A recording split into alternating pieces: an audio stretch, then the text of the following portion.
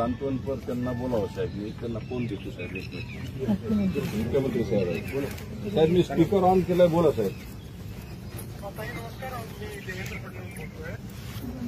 अतिशय दुःखद अशा प्रकारची घटना आहे आणि आम्हाला सर्वांना दुःख आहे. देशाकरता सेवा करताना त्यांना शहीद मरण प्राप्त झालं आहे, वीरमरण प्राप्त झालेलं आहे.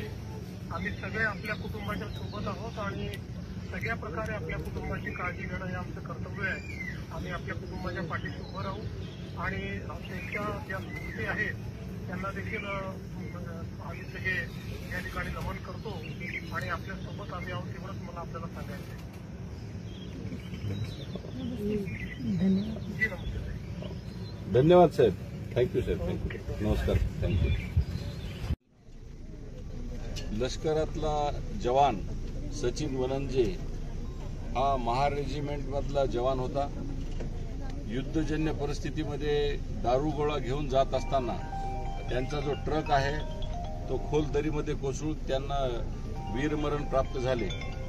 त्यांना भेटण्यासाठी आणि त्यांच्या कुटुंबियांना सांत्वनपर, त्या सर्व कुटुंबियांना मदत करण्याच्या दृष्टिकोनातून आणि त्या कुटुंबियांचं सांत्वन करण्यासाठी मी या ठिकाणचे आमदार जितेशजी अंतापूरकर, माननीय जिल्हाध्यक्ष श्री संतुकरावजी हंबर्डे, माननीय अनुप पाटीलजी, सीओ मॅडम, या ठिकाणचे अनिल पाटील खानापूरकर, एकनाथ पवार, श्रावण पाटील भिलवंडे, आमच्या या भागातले माणिक लोहगावे, कंतेवारजी, आमचे या भागातले सर्व कार्यकर्ते, प्रशांत दासरवार, शासकीय सर्व अधिकारी, आम्ही आज या ठिकाणी या कुटुंबियाला सांत्वनपर भेट दिली.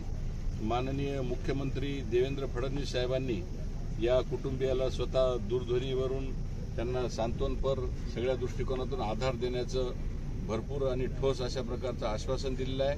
केंद्र सरकार आणि राज्य सरकारच्या वतीनं यांना दिला जाणारा 1 कोटीचा निधी हा बॅटल ग्राउंडवर गेलेला त्यांना वीरगती प्राप्त झाली असल्यामुळे तो निधी लवकरात लवकर आणून देण्याचं आम्ही आश्वासन दिलेलं आहे.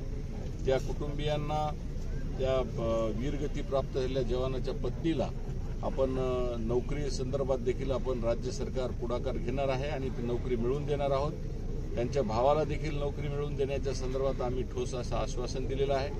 3 भावंड असल्यामुळे तिन्ही भावंडांना रमाई आवास योजनेतून माननीय डेप्टी कलेक्टरांनी आणि सीओ मॅडमांनी त्यांना घरकुल देण्याचं देखील ठोस आश्वासन दिलेलं आहे आणि ते लवकरात लवकर त्यांना घरकुल देऊ. त्यांच्या जे लहान बाळ आहे ते 6 महिन्याचं बाळ आहे, मुलगी आहे, तिला पूर्णपणे शिक्षणाची जबाबदारी शासन आणि केंद्र सरकार, राज्य शासनाच्या वतीनं आम्ही ती घेणार आहोत आणि ती पूर्णपणे शिक्षण संपेपर्यंतची जबाबदारी आम्ही घेणार आहोत.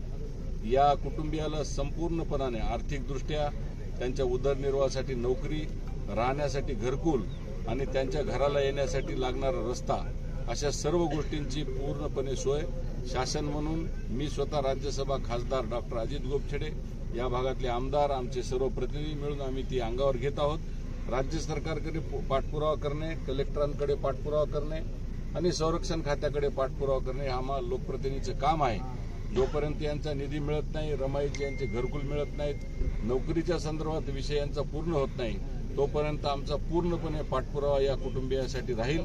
या कुटुंबियांच्या पाठीमागे आम्ही सगळेजण ताकदीनं उभे राहू आणि माननीय मुख्यमंत्र्यांनी जे आज ज्या पद्धतीने त्यांना आश्वासन दिलेलं आहे, मुख्यमंत्री जे बोलतात त्याच पद्धतीने ते करून दाखवतात आणि हौतात्म्य प्राप्त झालेल्या या सैनिकाच्या कुटुंबियाच्या पाठीशी माननीय देवेंद्र फडणवीस साहेब सक्षमपणाने आणि खंबीरपणाने उभे राहतील आणि त्यांच्या माध्यमातून या कुटुंबियाला पूर्णपणे सर्वांगीण अशा पद्धतीचा आधार मिळेल, यात कुठल्याही प्रकारची शंका नाही. त्यामुळे मी माननीय मुख्यमंत्री देवेंद्र फडणवीस साहेबांचे मी मनापासून आभार व्यक्त करतो की त्यांनी या कुटुंबियासाठी जे जे काही गोष्टी लागतील ते सर्व काही देण्याचा पूर्णपणे निर्धार केलेला आहे आणि अभिवचन पण दिलेलं आहे. धन्यवाद सर. आपल्या निधीमधून त्यांना काही खर्च वगैरे, मी स्वतःच्या खासदार निधीमधून यांना रस्ता पण देत आहे आणि मी स्वतः त्या मुलीच्या शिक्षणाची पण जबाबदारी घेण्यामध्ये मी पण माझा स्वतःचा सिंहाचा वाटा ठेवणार आहे आणि जेव्हा जेव्हा या कुटुंबियाला कुठल्याही प्रकारची अडचण आल्यास सगळ्या गोष्टींची अडचण दूर करण्यास मी एकटा खासदार म्हणून समर्थ आहे.